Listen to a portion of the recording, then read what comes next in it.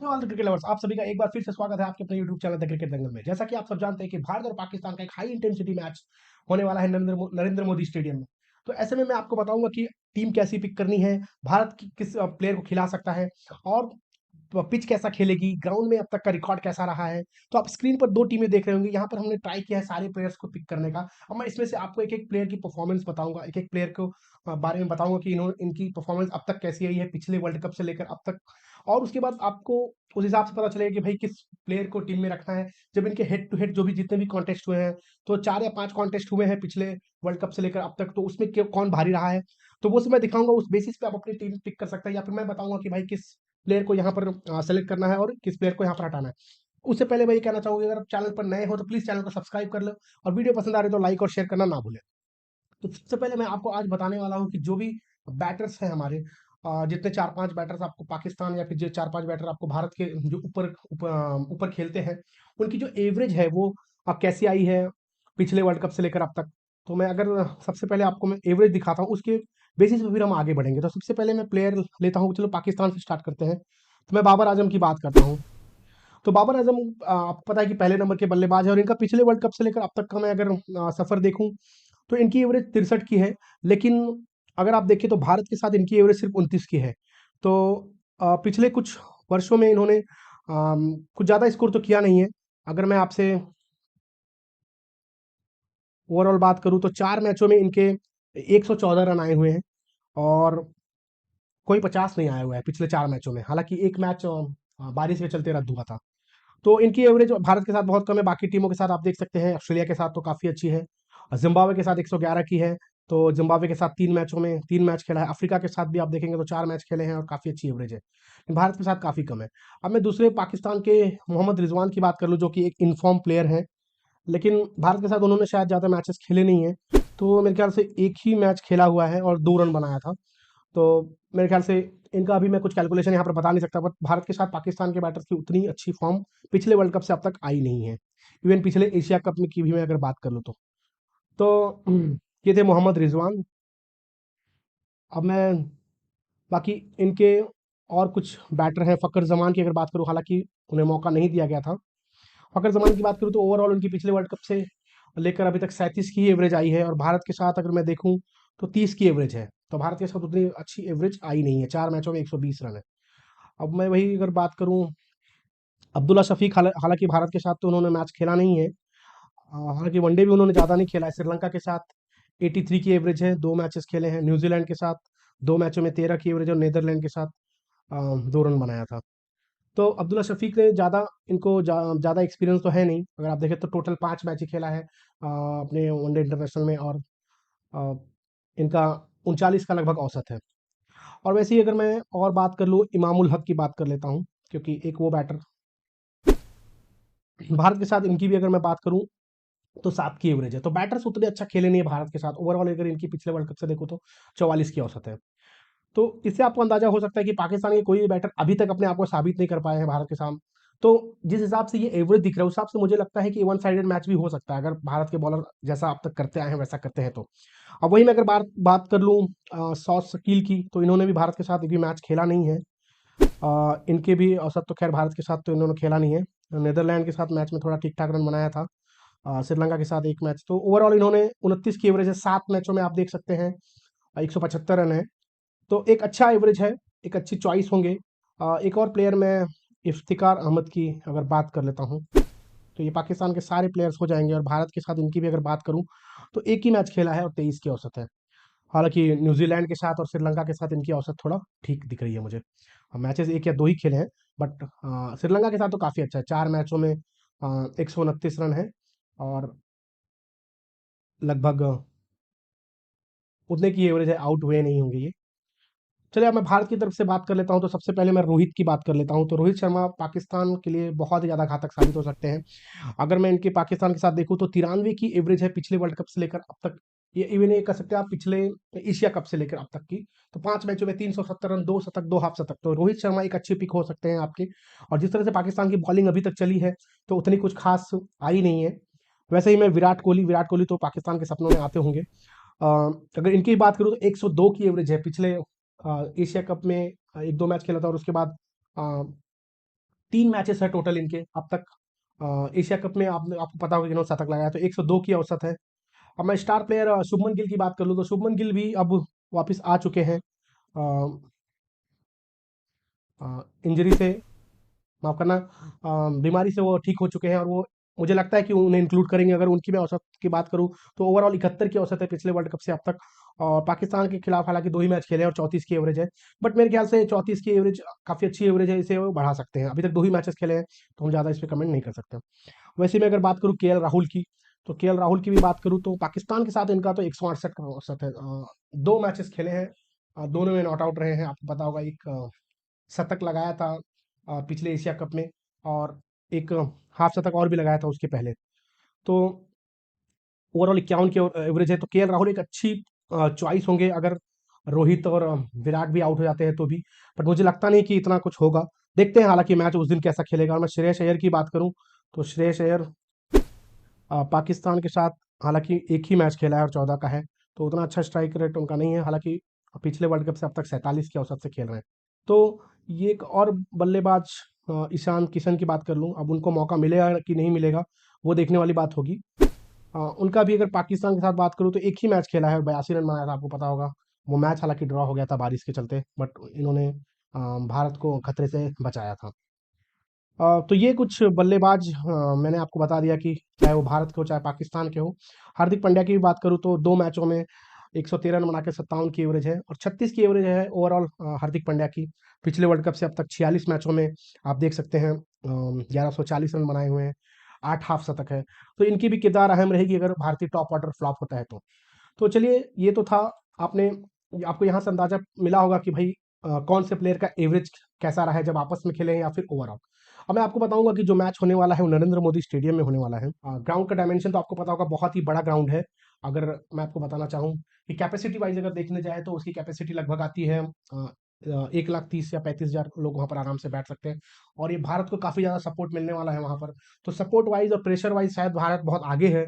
पाकिस्तान के कुछ middle order पिछले कुछ मैचों से अच्छा खेले हैं। ओपनर्स अभी भी चले नहीं हैं, ओपनर्स की और अभी तक चले नहीं है, तो उस हिसाब से मैं कहूँगा कि भारत ही अभी तक आगे है। हालांकि उस दिन ग्राउंड कैसा खेलेगा, प्लेयर कैसा खेलेंगे, दिन कैसा होगा, उस पर भी काफ़ी चीज़ें डिपेंड करती है। तो टोटल पिछले वर्ल्ड कप से लेकर अब तक 4 मैचेस हुए हैं इस ग्राउंड पर, और 70 से 75 मीटर की जो बाउंड्री होती है यहाँ पर काफ़ी अच्छा बनाती है इस ग्राउंड को। तो हम पहले देख लेते हैं कि भाई जो मैचेस हुए हैं यहाँ पर उसका स्कोर कार्ड क्या हो सकता है। तो हालांकि अगर आप स्कोर देखोगे तो पहले इनिंग का जो स्कोर है वो ज़्यादा नहीं दिखा रहा है आपको, 240 रन नहीं दिखा रहा है।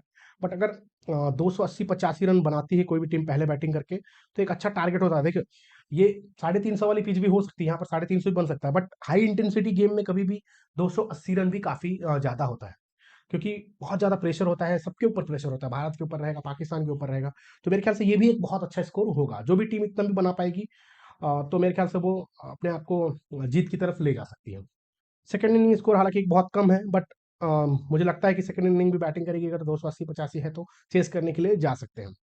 अब यहाँ पर ओवरऑल अगर मैं आपको दिखाऊं तो विकेटें जो हैं आप देख सकते हैं कि एवरेज विकेट पहली पारी में 10 चली जाती है, ऑल आउट हो जाते हैं, और दूसरी पारी में 6 का दिखा रहा है। तो बॉलर्स की मैं बात करूंगा कि बॉलर्स को यहाँ पे मदद है। अब मैं आपको ये भी बताऊंगा कि भाई किस टाइप के बॉलर है। तो आप देख सकते हैं स्पिनर को 38% विकेट मिलती है, और फास्टर और मीडियम पेसर मिला के 60 से 62%। तो मतलब पेसर यहाँ पर जैसे कि मैंने जसप्रीत बुमराह की बात करूँ या बात करूँ शाहिन शाह अफरीदी की बात कर लूँ, तो ऐसे बॉलर्स को यहाँ पर थोड़ी मदद मिल सकती है। वैसे भी आप अगर रन देखें तो रन के मामले में डिवॉन कॉर्न में एक ही मैच खेला, 152 रन बनाते, रचिन रविंद्र ने भी शतक लगाया था। सूर्या के कुछ 2-3 मैचों में 104 रन है, ऋषभ पंत है, श्रेयस अय्यर। तो जो बैटर थोड़ा सा हिट करके खेलेंगे, फॉर एग्जांपल रोहित की मैं बात कर लूँ, या फिर विराट कोहली की मैं बात कर लूँ, या फिर थोड़ा फास्ट खेलने जैसे पाकिस्तान में तो हालांकि अभी ओपनर्स उतना फास्ट खेल नहीं पा रहे हैं, बट बाबर आजम चाहेंगे कि पिछले 4-5 मैचों में भारत के साथ एक भी 50 नहीं आई है, तो चाहेंगे कि एक 50 बनाए और अपनी थोड़ी सी फॉर्म को वापस लाने की कोशिश करें। तो ये तो इस ग्राउंड का लेखा जोखा था, ग्राउंड का हाल था कि भाई कैसा ये ग्राउंड खेला है। अब मैं आगे बढ़ता हूँ, आपको मैं दिखाऊंगा कि हेड टू हेड जो मुकाबले हुए हैं भारत और पाकिस्तान के बीच में, अ, जैसे कि फॉर एग्जांपल इंडिया खेला है पाकिस्तान के साथ, अगर मैं अपोजिशन को तो इस ग्राउंड पर तो मुझे कोई मैच नहीं दिख रहा है। मैं इस ग्राउंड से हटता हूँ और ओवरऑल परफॉर्मेंस की तरफ बढ़ता हूँ। तो आप ये देख सकते हैं कि ओवरऑल जो पिछले एशिया कप से मैंने कहा, हालांकि ये मैच तो नो रिजल्ट आया था बारिश के चलते, तो दूसरी इनिंग हो नहीं पाई थी। अगर मैं उसके अलावा बात करूँ तो भारत ने 5 मैचेस खेले और 4 तो भारत ने जीते हैं, और एक पाकिस्तान ने कोई मैचेस नहीं जीता है, तो 80% है, क्योंकि एक तो ड्रॉ हुआ था। अब यहाँ पे मैं देखिए जो मैं बात कर रहा था रोहित शर्मा की, तो रोहित शर्मा अगर चलते हैं, अगर खुद से विकेट नहीं देते हैं, बाहर की बॉलों को छेड़ते नहीं है, या फिर जो शुरू के 4-5 ओवर हैं जो शहनशाह अफरीदी जाने जाते हैं विकेट लेने के लिए, अगर वहां पे वो संभाल लेते हैं, तो मेरे ख्याल से रोहित शर्मा एक अच्छी पिक होंगे और अच्छा रन बनाएंगे ही बनाएंगे। उसके बाद कुलदीप यादव, यहाँ पर आप देख सकते हैं कि पाकिस्तान के साथ 10 विकेटें ली है 4 मैचों में, तो ये 2 आपके पिक हो सकते हैं अच्छे से। उसके बाद मैं बात करूँ विराट कोहली, तो विराट कोहली के 68 का एवरेज है, रोहित के बाद विराट कोहली एक अच्छी पिक होंगे। केएल राहुल भी 84 की औसत है। उसके साथ अगर मैं गिल की बात करूँ तो गिल का 34 का एवरेज है, हालांकि ज़्यादा 2 ही मैचेस खेले हैं, बट ज़्यादा मैचेस भारत और पाकिस्तान के बीच होते नहीं। तो अगर गिल खेलते हैं तो गिल, रोहित, विराट उम्मीद करेंगे कि अच्छा खेलेंगे। केएल राहुल की भी 84 की औसत है। और तो ये कुछ 3-4 आपके बैटर बॉलर हो सकते हैं। अब मैं एक नाम लेना चाहूँगा, हार्दिक पांड्या, जो आपके कैप्टन या वाइस कैप्टन के दृष्टिकोण से भी काफ़ी अहम भूमिका निभा सकते हैं, क्योंकि 2 मैचों में 56-57 की औसत है, और मुझे लगता है कि हार्दिक पांड्या यहाँ इस ग्राउंड से काफ़ी ज़्यादा वाकिफ़ है, तो विकेटें भी 2 या 3 निकाल सकते हैं। तो अगर समझिए अगर इनकी बैटिंग आती है, वैसे तो बैटिंग शायद ना भी आए, लेकिन अगर आती है तो 40-50 रन बनाते हैं और 2-3 विकेटें लेते हैं, तो ये सोचिए कितने पॉइंट्स लेके जा सकते हैं। बुमराह की बात करूँ तो 4 मैचों में 5 विकेट है। उसके बाद हार्दिक पांड्या 3 मैचों में 3 विकेट है पाकिस्तान के साथ। तो ये कुछ बॉलर हैं। यहाँ पर सिराज और शम्मी, अब शम्मी को खिलाएंगे कि नहीं वो भी देखना होगा। सिराज हालांकि पिछले मैच में काफ़ी ज़्यादा उनकी पिटाई हुई थी, तो देखते हैं। विश्वास तो वैसे दिखाना चाहिए, क्योंकि एक मैच से पिटाई से कुछ होता नहीं है, लेकिन देखते हैं मैनेजमेंट क्या सोचता है। अब वैसे मैं पाकिस्तान की दृष्टिकोण से बात करूँ तो आपको पहले ही मैंने दिखा दिया था कि एवरेज उतनी अच्छी आई नहीं है। फ़खर जमान है 30 की औसत, बाबर आजम में 29 की औसत भी नहीं है। उसके बाद ऐसे कोई प्लेयर जो अभी खेल रहे हैं वो तो है नहीं। इमामुल हक तो 4 मैचों में सिर्फ 20-22 रन ही बना पाए हैं, तो उनका तो और भी डाउन है। विकेटों की बात करूँ तो शहनशाह अफरीदी 3 मैचों में 5 विकेट, हैरिस राउफ 2 मैचों में 3 विकेट, और शादाब खान भी 5 मैचों में सिर्फ 2 विकेट। तो हसन अली 3 मैचों में, हसन अली का अगर मैं बात करूँ तो 2017 में, अगर आपको याद हो, आईसीसी चैंपियंस ट्रॉफी में इन्होंने अच्छी विकेटें ली थी भारत के साथ। तो और अभी भी 2-4 विकेटें ली है, तो आप हसन अली, शहनशाह अफरीदी, जसप्रीत बुमराह, कुलदीप यादव, ऐसे 3-4 बॉलर, और जो 3-4 मैंने बैटर लिए थे। फिर पाकिस्तान की दृष्टिकोण से अगर मैं देखूँ तो आप चूज़ कर सकते हैं, लाइक रिजवान ले सकते हैं। उसके बाद बैटिंग की बात करूँ तो शुरुआत में फॉर्म उतनी तो चल नहीं रही है। अब अब्दुल्ला शफीक का पता नहीं वो कैसा खेलेंगे, क्योंकि अभी के फॉर्म उनकी काफ़ी अच्छी है, तो भारत के साथ तो वो खेले नहीं है, बट वो भी एक अच्छी पिक हो सकते हैं। मोहम्मद रिजवान भी हो सकते हैं। तो ऐसे 2-3 बैटर यहाँ से, और 3 बैटर या 4 बैटर भारत के, और ये 3-4 बॉलर जो मैंने नाम ली, तो ये एक अच्छी पिक आपके लिए हो सकते हैं। अब मैं आपको भारत और पाकिस्तान के जो, तो यहाँ पे आपको मैं दिखाऊंगा कि भाई भारत के साथ, हालांकि अब मैंने ऑलरेडी दिखाया हुआ है कि पाकिस्तान की जो परफॉर्मेंस आई है, अगर आप देखें तो कोई 50-1 आपका फ़खर जमान का दिख रहा होगा। 2 मैचों में 89 का औसत है। अगर मैं भारत के साथ बात करूं तो शोएब मलिक तो खेल नहीं रहे हैं। फ़खर जमान 4 मैचों में 1 हाफ शतक है, जो शायद पिछले वर्ल्ड कप में आई थी। उसके अलावा बाबर आजम की बात करूँ तो 4 मैचों में आप देख सकते हैं 2 बार 50 के करीब पहुंचे हैं, और बाकी 47-9, 48-10, तो फिर क्या 45-46 रन ऐसा कुछ बना पाएंगे, तो वो देखना होगा। तो मेरे ख्याल से आप बाबर आजम को अपनी टीम में रख सकते हैं, क्योंकि इनका सीक्वेंस वैसा मुझे दिख रहा है। वैसे ही अगर फ़खर जमान को लेते हैं तो 0-31, 62, 27, तो फिर से ये शायद 50 बना पाए, अगर अगर लेते हैं तो फ़खर जमान को। बाकी मैं बात करूँ इमामुल हक की, तो आप देख सकते हैं बहुत ही ज़्यादा खराब स्कोर है। मोहम्मद रिजवान ने हालांकि ज़्यादा मैचेस, क्या एक ही मैच खेला और 2 रन बनाए थे, तो उनका नाम यहाँ पर बहुत नीचे है। हालांकि अभी करेंटली फॉर्म में चल रहे हैं, बट अगर मैं बात करूँ, अगर शामी, हार्दिक या शार्दुल थोड़ी सी ऑफ स्टम्प से, थोड़ी सी बाहर, ऑफ स्टम्प के बाहर थोड़ी सी बॉल निकालेंगे, तो ये कीपर कॉट बहुत जल्दी जाएंगे, क्योंकि शुरू में ही इनका पैर चलता नहीं और ये वाला शॉट खेलने को सोचते हैं। तो अगर वहां पर ही थोड़ा सा ऑफ स्टम्प से बाहर बाहर निकाल के एक बॉल खटाक से अंदर डाल दे, तो विकेट इनकी ले सकते हैं। और जो बॉलर के मैंने 3 नाम लिए वही ले सकते हैं, क्योंकि बहुत ज़्यादा पेस आएगी तो ये आराम से शायद संभाल के खेल लें। तो थोड़ा सा कटर हो या फिर थोड़ा सा रुक के बॉल आए, उस बॉल पे इनकी विकेट आसानी के साथ मिल सकती है। तो ये कुछ पाकिस्तान के बैटर्स हैं। अब मैं पाकिस्तान के बॉलर्स की भी बात करूं भारत के साथ, तो शाहिन शाह अफरीदी का 4 और 1 विकेट है। 3 विकेट मोहम्मद आमिर, तो खैर नसीम शाह तो है नहीं। शादाब खान की भी कुछ ज़्यादा अच्छी आई नहीं है पिछले कुछ मैचों से बात करूं तो विकेट के खाते में भी उतने कुछ नाम नहीं है, हालांकि 4 मैचेस ही हैं, या 4 या 5 ज़्यादा से ज़्यादा आप कह सकते हैं।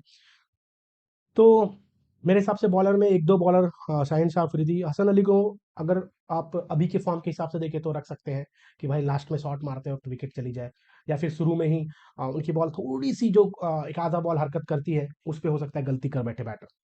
अदरवाइज शाहिन शाह अफरीदी है, और बाकी तो शादाब खान की उतनी कुछ फॉर्म है नहीं, बट बाकी दिन के ऊपर भी हो सकता है एक आधा विकेट लेके निकल जाए।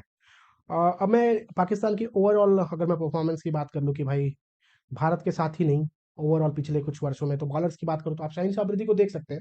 ये विकेट लेस रहा है ये बंदा, मतलब पिछले 10-15 मैच, 10-15 इनिंग की आप अगर यहाँ पर देखोगे तो वो विकेट लेस, मतलब कभी ऐसा नहीं हुआ कि विकेट ना लिया हो।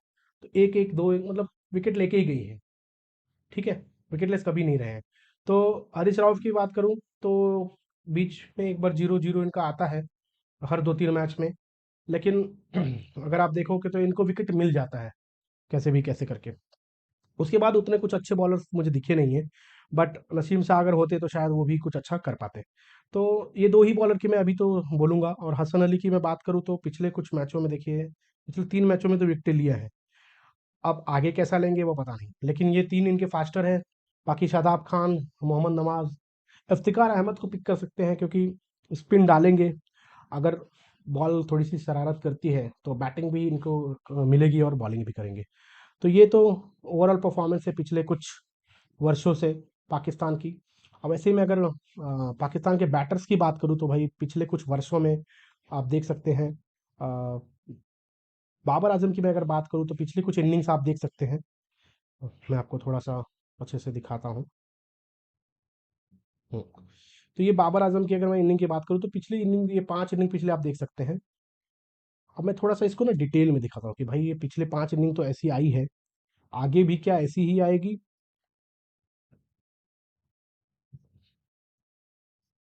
है ना?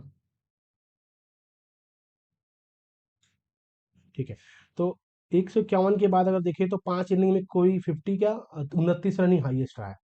तो अब ऐसा, वैसे बाबर आजम से तो कभी ऐसा हुआ नहीं कि 5 इनिंग तक, तो मुझे ऐसा लग रहा है 40 के 50 के बीच में फिर से एवरेज स्कोर इनका आ सकता है।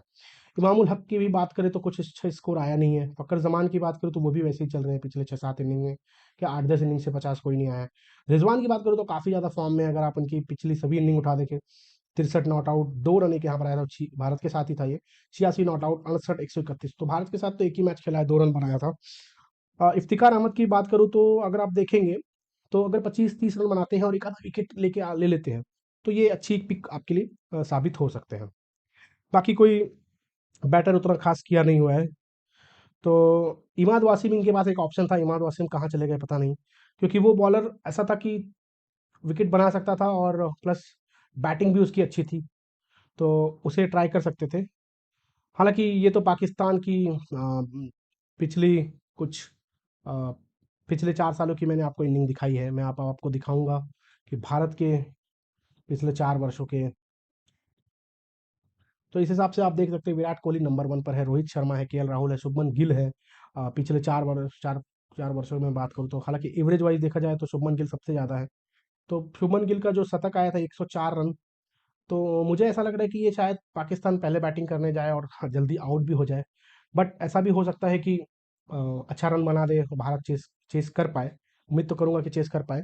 और अगर वैसा भी होता है तो मेरे ख्याल से शुभमन गिल एक अच्छे पिक होंगे। रोहित शर्मा का सबसे खेलना बहुत जरूरी है। अगर शुरू की 5 ओवर संभाल लेते हैं, शुरू के 5 या 6 ओवर, तो मेरे ख्याल से एक अच्छा स्कोर रोहित शर्मा से आ सकता है। विराट कोहली तो पाकिस्तान के साथ तो इनका एवरेज अच्छा है, और भारत के लिए भी इन्होंने पिछले 4 वर्षों में सबसे ज़्यादा रन, 5 वर्षों में, पिछले वर्ल्ड कप से लेकर अब तक सबसे ज़्यादा रन इन्होंने बनाए हैं। शुभमन गिल की बात करूँ तो इनका एवरेज 70 का है, क्योंकि मैचेस कम खेले हैं। रन की दृष्टिकोण से देखा जाए तो चौथे नंबर पर हैं पिछले 4 वर्षों से, लेकिन काफ़ी अच्छा रन बना सकते हैं। अब अय्यर का एक क्वेश्चन उठ रहा है कि अय्यर और ईशान किशन, अगर गिल खेलते हैं तो अय्यर और ईशान किशन में किसको मौका देंगे? तो मैं ऐसा सोचता हूँ कि अय्यर की पिछली कुछ पारियाँ अच्छी आई नहीं है, और अगर मैं ईशान किशन की भी बात करूँ तो पहले मैच में 0 बनाया था वर्ल्ड कप में, उसके बाद लेकिन पाकिस्तान के साथ उन्होंने एक मैच में 82 बनाया था। तो अगर वो ज़हन में रखता हूँ तो ईशान किशन को मौका अय्यर के ऊपर दे सकते हैं, क्योंकि ईशान किशन के पास काबिलियत है। अगर मान के चलो कि 30-35 ओवर बाद भी आते हैं, तब तो वो अच्छी हिट खेल के काफ़ी स्कोर को और ऊपर तक पहुँचा सकते हैं। अ, हार्दिक पांड्या का जैसे मैंने कहा था, ये आपके लिए कैप्टन का मटेरियल साबित हो सकता है। अब मैं बॉलर्स की बात कर लूँ भारत के, तो आप देख सकते हैं मोहम्मद सिराज नंबर 1 पर है। फिर पिछले कुछ मैचों से आप देखोगे तो 1-1-0, पिछले मैच में तो शायद एक भी विकेट नहीं मिली थी, और पिटाई भी अच्छी खासी हुई थी। बुमराह की बात करूँ तो अभी बुमराह भी आप देखोगे तो पिछले 10-15 मैचों से विकेटलेस नहीं गए हैं, मतलब विकेट मिली ही है। तो ये आपका पिक होंगे लाइक साइंस आफरीदी। कुलदीप यादव की भी मैं बात करूँ तो हालांकि एक मैच यहाँ पर 0 मिला था, जहाँ पर सिराज ने शायद 6 विकेटें ली थी, तो मौका ही नहीं मिला था। बट अदरवाइज इनकी भी काफ़ी अच्छी बॉलिंग हो रही है। पाकिस्तान के साथ तो पंजाब भी खोला हुआ है इन्होंने। मोहम्मद शामी की बात करूँ, अगर इनको खिलाते हैं तो ये भी हालांकि कई बार विकेट ले जाते हैं, बट जब लेते हैं विकेट तो देखिए 3-3, 2-5 ऐसे विकेट लेते हैं। और हार्दिक पांड्या भी अगर देखो तो पिछले 5-6 मैचों में विकेट मिला ही हुआ है। और जैसा कि मैंने बात किया कि अगर रन भी बनाते हैं, अगर बैटिंग आती है तो काफ़ी अच्छी पिक हो जाएंगे। तो ये कुछ भारत के बॉलर थे। जाडेजा की बात करूँ तो 0-3, 0-3, तो ये भाई 3-3 विकेट ले रहा है क्या? ये बंदा फिर से 3 विकेट लेगा। 3 विकेट ली फिर 0, फिर ऑस्ट्रेलिया के साथ 3 विकेट ली, फिर अफगानिस्तान के साथ 0। अब क्या फिर से 3 ले लेंगे? ये तो देखने वाली बात होगी। तो ये था ओवरऑल परफॉर्मेंस भारत के और ओवरऑल परफॉर्मेंस पाकिस्तान का। और वैसे ही मैं अगर आपको यहाँ पर आ जाऊँ फिर से स्क्रीन पर, अब यहाँ पे मैं आपको टीम की बात करने लगूँ तो देखिए केएल राहुल अगर मैं पाकिस्तान के साथ खेलता हूँ तो ये लगभग एक शतक आया हुआ, एक हाफ शतक है, और 2 मैचों में लगभग 168 की औसत है, हालांकि आउट नहीं हुए हैं। तो ये मोहम्मद रिजवान अगर भारत के साथ एक ही मैच खेला है, 2 रन बनाए हैं, तो वैसे ये नहीं रहेंगे चॉइस, लेकिन जिस तरीके से अभी फॉर्म में है तो इनको भी मैं अपनी टीम में रख सकता हूँ। रोहित शर्मा पाकिस्तान के साथ, विराट कोहली पाकिस्तान के साथ अच्छा खेलते हैं, तो रोहित शर्मा को आप कैप्टन भी टारगेट कर सकते हैं। अगर शुरू के 5 ओवर ये अच्छा खेल गए, 5-6 ओवर, तो ये अच्छा स्कोर करने वाले हैं। अगर वहां नहीं खेल पाएंगे तो फिर विराट के ऊपर पूरी दावेदारी आ जाती है। शुभमन गिल अभी मेरे ख्याल से तो मैच खेलेंगे, फ्रेश है, तो उम्मीद करूंगा कि 40-50 रन की पारी खेल पाए आराम से। अब्दुल्ला शफीक का भारत के साथ कोई एक्सपीरियंस नहीं है, ठीक है, तो जिस तरीके से अभी खेल रहे हैं वो, क्योंकि बुमराह होंगे इनके सामने, तो अगर